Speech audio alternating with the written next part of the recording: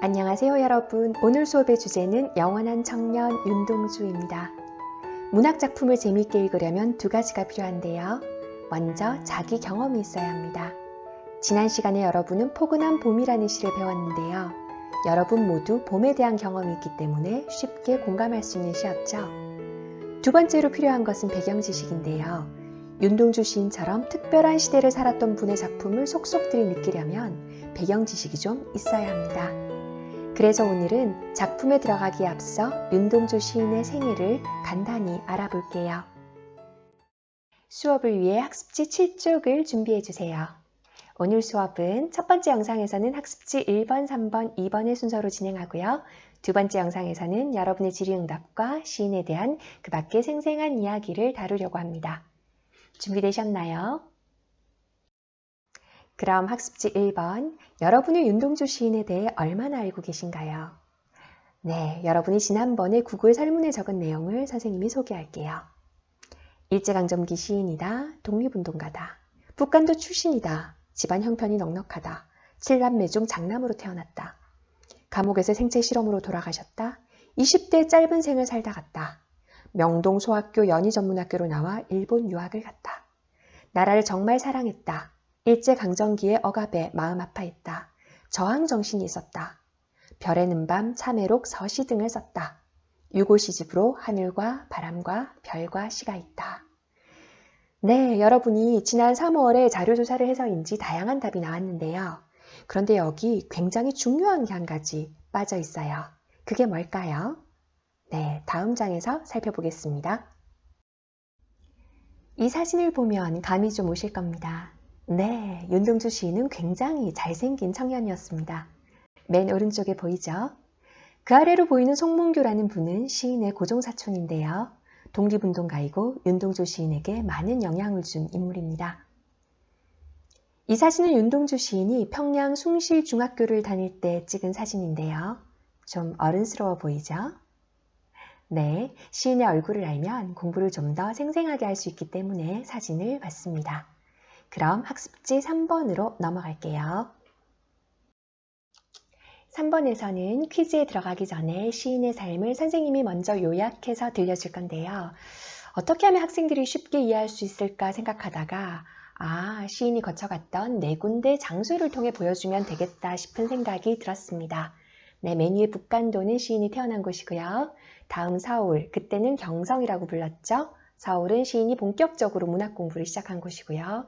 다음 일본 교토, 오사카 옆에 있죠. 네, 시인이 공부를 더 하고 싶어서 유학을 간 도시고요. 마지막 후쿠오카는 시인이 감옥에서 세상을 떠난 장소입니다. 네, 시인의 인생 전체의 여정이죠. 물론 서울에 가기 전에 평양 숭실중학교도 잠깐 다니고요. 또 교토에 가기 전에 일본 도쿄에서도 잠깐 공부하지만 가장 중요한 이 4장소를 통해서 보면 충분할 것 같습니다. 시인의 발자취를 따라서 첫 번째 장소는 북간도 용정 명동촌입니다. 우리가 흔히 만주라고 부르는 지역이죠. 시인은 여기에서 간도 이주민 3세로 태어나는데요. 조선의 농민들이 19세기 초부터 세도 정치의 확정을 피해서 간도로 이주하기 시작하는데요. 윤동주 시인의 할아버지 때 간도에 왔고요. 이 지역은 식민지가 된 조선 땅과 달리 일본의 영향력이 상대적으로 적었기 때문에 시인은 어린 시절 민족 교육을 받으며 자랄 수 있었습니다. 두 번째 장소는 서울 연희전문학교입니다. 윤동주 시인은 평양 숭실중학교를 신사참배를 거부해서 자퇴하는데요. 이때부터 항일 정신이 있었죠. 그리고 의대에 진학하기를 바라는 아버지의 반대를 물리치고 연희전문학교 문과에 진학합니다. 지금의 연세대학교고요. 네, 윤동주 시인이 활발하게 시를 쓴 시기이기도 합니다. 세 번째 장소는 교토 도시시아대학입니다. 윤동주 시인은 원래 처음엔 도쿄로 유학을 가는데요. 당시 태평양 전쟁으로 워낙 분위기가 좋지 않아서 교토로 편입하고요. 시인이 굉장히 힘들어했던 시기이기도 합니다. 친구들은 독립운동을 하는데 난 공부해서 뭐하나.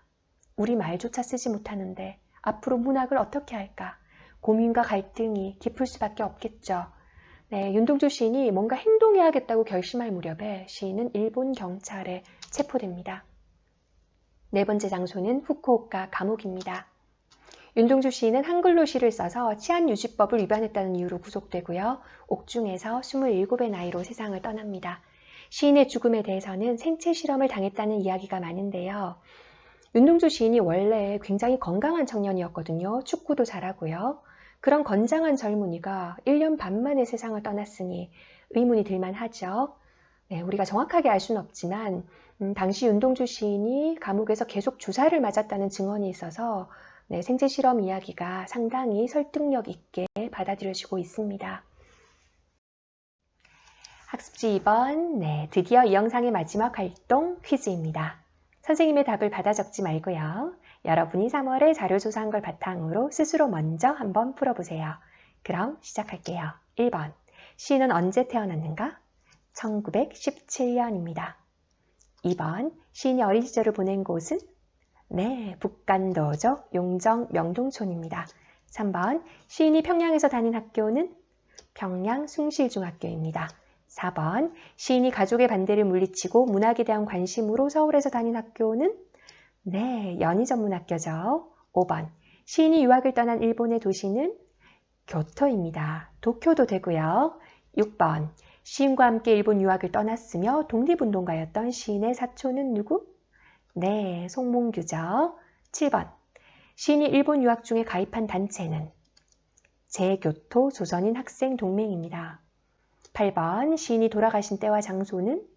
1945년 후쿠오카 감옥이죠. 9번, 시인이 남긴 단 한 권의 유고시집의 제목은?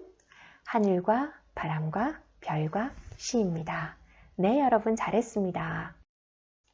다음 영상에서는 여러분의 질문에 대한 답과 윤동주 시인을 생생하게 느낄 수 있는 특별한 자료를 준비했습니다. 그럼 시인의 서시를 감상한 후 두 번째 영상에서 만나요.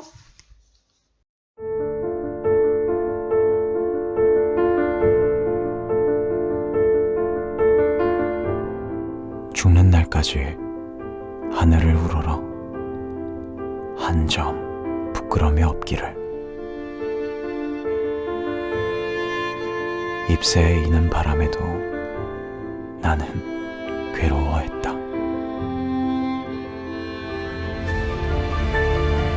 별을 노래하는 마음으로 모든 죽어가는 것을 사랑해야지.